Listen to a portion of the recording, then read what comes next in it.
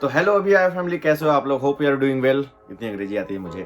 तो चलिए शुरू करते हैं आज की वीडियो। मैंने सोचा ना, कल मैं सोच रहा था बैठा बैठा कि आपको क्या जानकारी दी जाए। तो मैंने कुछ ना, जो मैं 2 साल या 3 साल में जो जापान में रहा, वहाँ रहने के बाद मैंने जो भी ना इन्फॉर्मेशन देखी और कलेक्ट करी, उससे मुझे कुछ चीज़ें समझ में आई कि जापान इतना आगे क्यों है और क्यों मतलब विकसित देशों में आता है। तो चलिए आपके साथ हम शेयर करते हैं, पॉइंट बाय पॉइंट हम शेयर करेंगे और आपको बताते जाएंगे उसके बारे में। तो पहला पॉइंट नंबर 1 है, जापान के लोग मेहनती बहुत ज्यादा हैं। आप लोग सुने होंगे, बहुत ही मेहनती हैं। काम को अपना एकदम भगवान की तरफ पूजते हैं और काम करते हैं। और सबसे बड़ी बात है कि ये लोग ना कोई काम भी छोटा नहीं समझते, किसी काम को भी छोटा नहीं समझते, उसको करते रहते हैं। मतलब अगर किसी कोई कंपनी का कोई सीईओ भी है ना, अगर उसको बाथरूम साफ करना है तो बाथरूम साफ करेगा, उसको कोई झिझक नहीं होगी। और अगर कंपनी का एक छोटा सा एम्प्लॉय भी है, उसका भी काम अगर उसको करना पड़ेगा, उसको कोई प्रॉब्लम नहीं। जापान में जो है 100% लोगों का हेल्थ इंश्योरेंस होता है। आप अगर स्टूडेंट हैं या आप अगर जॉब करते हैं यहाँ पे, आप चाहे फॉरेनर हो चाहे आप जापान के नागरिक हो, तो आप जो भी हैं, आप अगर जापान में रहते हैं तो आपका हेल्थ इंश्योरेंस मस्ट है। तो जो लोग नौकरी में जाते हैं तो उनका जो हेल्थ इंश्योरेंस होता है वो कंपनी करवाती है खुद से। वो सैलरी से आपके हेल्थ इंश्योरेंस कट जाता है तो ऑलरेडी। और जो स्टूडेंट होते हैं उनका कोई कभी कभी स्कूल करवाता है या खुद से करवाना पड़ता है, बट ज़्यादातर केसेस में स्कूल ही करवाता है। और आप चाहे तो 1 साल का पूरा अमाउंट जो है, जो कैलकुलेट करते हैं वो आप एक साथ भर सकते हैं या फिर मंथली वाइज आप भर सकते हैं। तो हम लोग जैसे जब आए थे ना यहाँ पे, तो हमारा स्कूल जो था उसने हमसे 1 साल का पूरा हेल्थ इंश्योरेंस का पैसा पहले से ही ले लिया था। तो हमें 1 साल तक कोई इंश्योरेंस खुद से नहीं भरना पड़ता था। बाद में जब सेकेंड ईयर आया, जब हमारा दूसरे साल का इंश्योरेंस रिन्यू हुआ, तो वो पेपर पूरे 12 महीने का हमारे पास घर आ गया। हर महीने के हिसाब से वो हम भरते हैं। तो इंश्योरेंस का जब स्टूडेंट होते थे तो ज़्यादा खर्च नहीं, लगभग 2300 या 2400 के आसपास इंश्योरेंस का एक महीने का आता है, 2300-2400 येन। और जब अभी जॉब हम लोगों की लग गई, जॉब में आ गए, तो अभी जो इंश्योरेंस है वो कंपनी से हमारी सैलरी से खुद डिडक्ट होकर के चला जाता है। उसका हमें कार्ड मिलता है, होकेन कार्ड बोलते हैं। तो अब अगर आपको कोई भी यहाँ पे जैसे एक्सीडेंट हुआ या कुछ बीमारी हुई ना, तो आपको आपका 70% अमाउंट जो है वो इंश्योरेंस से कवर हो जाता है। 100% जॉब। तो यहाँ पे जो है ना 100% जो है लोगों के पास जॉब है। और समझ लीजिए आपकी जापानीज लोग 98% है और जॉब 100%। इस तरीके से सिचुएशन कभी कभी होती है। इसलिए फॉरेनर्स जो आते हैं ना यहाँ पे जॉब, वो रीज़न है कि जो पार्ट टाइम जॉब होता है ना, उसको फॉरेनर्स ज़्यादा करते हैं। तो यहाँ पे जॉब जो है बहुत ज़्यादा है, उसको करने के लिए बंदे कम हैं। इस वजह से जो स्टूडेंट वगैरह आते हैं उनको पार्ट टाइम की मिली रहती है, ताकि वो अपना भी खर्चा निकाल सके, अपना फीस भी जमा कर सके और जो है काम भी कर सके। तो जापान का भी काम चल रहा है, आपका भी काम चल रहा है। यहाँ के जो बच्चे होते हैं ना, जैसे हम लोग क्या होता है कि अभी बच्चा ग्रेजुएशन कर रहा है, इंडिया में ग्रेजुएशन कर रहा है, फिर भी खर्चे जो है पिताजी से ले रहा है, फीस पापा भर रहे हैं, सब कुछ हम लोगों की भी भरी है। तो सब कुछ क्या होता है यहाँ पे, क्या होता है, बहुत इंडिपेंडेंसी है। जो बच्चे होते हैं ना, वो हाई स्कूल के बाद या हाई स्कूल तक जाते जाते अपना पार्ट टाइम जॉब करने लगते हैं और अपनी आगे की पढ़ाई और फीस वगैरह, अपना खर्चा जो है खुद निकालते हैं और खुद उसकी फीस भरते हैं अपने स्कूल की। और इनका कल्चर भी ऐसा है कि जब एक स्थिति आती है तो बच्चे जो है वो माँ बाप से अलग होकर के रहने लगते हैं। कुछ लोग रहते हैं फैमिली के साथ, बट कुछ बच्चे होते हैं कि वो माँ बाप से अलग होकर के अपना नया फ्लैट लेकर के, अलग फ्लैट लेकर के उसमें रहने लगते हैं।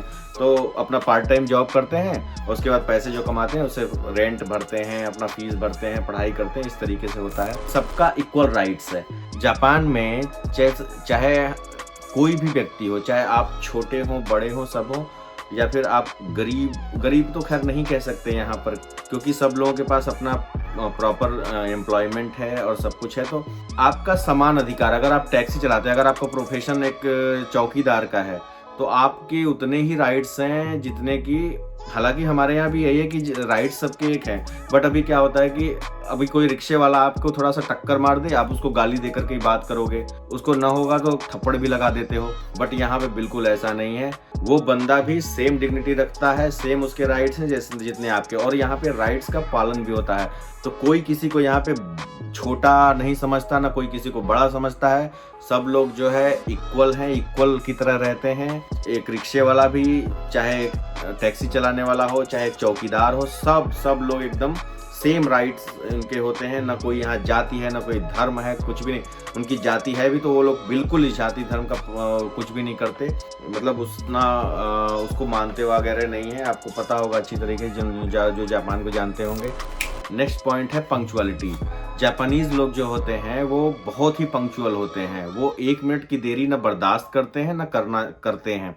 अगर सपोज आपकी ट्रेन लेट हो गई तो वो सब, ये बात कई बार इंडिया में उठती है कि ट्रेन लेट हो जाने पे जो है पायलट सॉरी सॉरी बोलता है इस तरीके से झुका करके, सिर झुका के।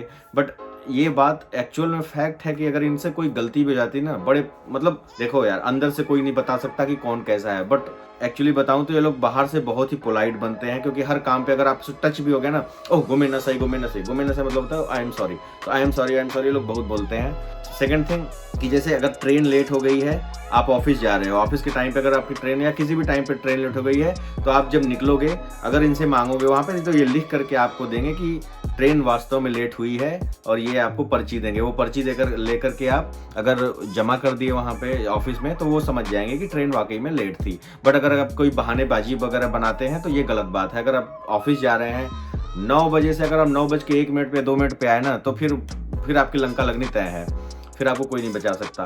तो पंक्चुअलिटी, ये लोग बहुत मतलब पंक्चुअल हैं किसी भी काम के लिए ऑफिस, ना ये लोग लेट करते हैं ना चाहते हैं कि सामने वाला बंदा लेट करे। अच्छा, ये लोग सीधे मतलब ऐसा होता है ना, इन्होंने कभी कुछ देखा नहीं धोखाधड़ी वगैरह, तो कभी कभी क्या होता है कि अगर इनको कुछ बहाना बना दो आप ना कि ये हो गया था, साइकिल पंचर हो गई, तो ये लोग विश्वास कर लेते हैं आपके ऊपर। इतने बड़े मतलब ये लोगों ने कभी इस तरह का माहौल नहीं देखा ना कि कोई बंदा हमसे आकर के बहानेबाजी भी बना सकता है। नेक्स्ट पॉइंट है, ये लोग अपना जो है एनवायरनमेंट, सड़क व्यवस्था, सब कुछ बहुत नीट एंड क्लीन रखते हैं। इनके सड़क पे आप देखेंगे तो डेली जो है सुबह जो है बुढ़े लोग या ऑफिस वगैरह के, ऑफिस के बाहर जितने भी ऑफिस के कर्मचारी हैं, सपोज आपका ऑफिस है, आपके बाहर का जो भी सराउंडिंग एरिया होगा उस ऑफिस के लोगों की जिम्मेदारी होगी उसको साफ रखेंगे, ठीक है। प्लस सड़कें और आपका जो फुटपाथ और पार्क वगैरह गली कूचे जितने भी होते हैं ना, बहुत साफ सफाई बहुत अच्छी तरीके से रखते हैं लोग। ना ये लोग गंदगी फेंकना बर्दाश्त करते हैं, मतलब पसंद करते हैं, और ना ही चाहते हैं कि कोई गंदगी फैलाए। तो इस वजह से भी आपने कई बार टीवी वगैरह में देखा होगा कि ये लोग जाते हैं जब कहीं स्पोर्ट्स एक्टिविटीज़ में, तो ये लोग खुद सारी चीज़ें ख़त्म होने के बाद, चाहे हैलोवीन वगैरह में देखा होगा, सब कुछ ख़त्म होने के बाद इनके वॉलंटियर्स जो होते हैं वो खुद सारा कचरा इकट्ठा कर करके उसको डंप करते हैं। तो साफ़ सफाई ये लोग बहुत रखते हैं अपने आसपास, अपने एनवायरनमेंट में, और कोशिश चाहते हैं कि अगला बंदा भी उसी तरीके से रखे। अच्छा, नेक्स्ट पॉइंट है कि पॉलिटिक्स, जो यहाँ का यूथ है ना, वो पॉलिटिक्स में उतना इंटरेस्ट नहीं रखता जितने हमारे यहाँ के यूथ हैं। वो पॉलिटिक्स में इतना इंटरेस्ट रखते हैं सब कुछ कि नहीं ये जीते वो जीते, ये हारे वो हारे, ऐसे क्या हुआ। यहाँ के यूथ को मैंने आज तक कभी पॉलिटिक्स वगैरह के बारे में बात करते नहीं देखा, और ना ही वहाँ पे कुछ ना इस तरीके से प्रोटेस्ट भी नहीं होते कि लोग जो है सड़कों पे उतर आए, तोड़ फोड़ करने लगे।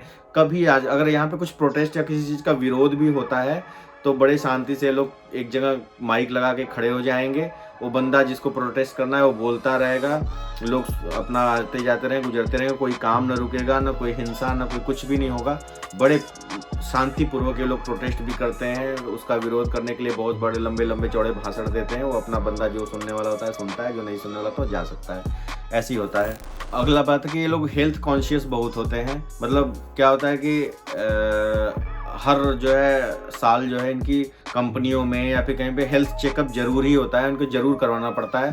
हम लोगों का भी होता है, मैंने भी कराया था अभी कुछ 1 महीने पहले लगभग हेल्थ इंश्योरेंस, मतलब हेल्थ चेकअप हुआ था, फुल बॉडी हेल्थ चेकअप। तो बिना पैसे के फ्री में होता, क्योंकि आपका इंश्योरेंस ऑलरेडी जा रहा है उनके पास, तो वो हेल्थ चेकअप जो है आपका फ्री में हर साल होता है। और ये खान पान में भी थोड़ा सा हेल्थ कॉन्शियस होते हैं। हालांकि देखो, खाना जो है वो मैं नहीं बता सकता कि क्या हेल्थ कॉन्शियस है क्या नहीं है। इनके लिए जो खाते हैं वो इनके लिए हेल्थ कॉन्शियस है, जो हम खाते हैं अपने इंडिया में वो हमारे लिए हेल्थ कॉन्शियस है। बट ये लोगों को अगर ज़्यादा मसाला ज़रा तेल खिला दोगे ना तो थोड़ा इन लोगों को प्रॉब्लम हो जाती है पेट वगैरह में, तो इस चीज़ों का बड़ा ध्यान रखते हैं लोग। नेक्स्ट पॉइंट है, ट्रेन वगैरह में ये लोग क्या करते हैं कि ट्रेन जो होती है ना, इसमें ना ये लोग फ़ोन उठाते हैं और ना ही किसी को फ़ोन करते हैं। जैसे होता है ना कि ट्रेन में आपका फ़ोन साइलेंट होना चाहिए, ये बहुत बुरा सिंबल माना जाता है। अगर आपने जापान में चलते हुए ट्रेन में फ़ोन उठा लिया या किसी से बात करने लगे या फिर किसी को फ़ोन कर दिया या किसी का फ़ोन आ गया आपने पिक कर लिया।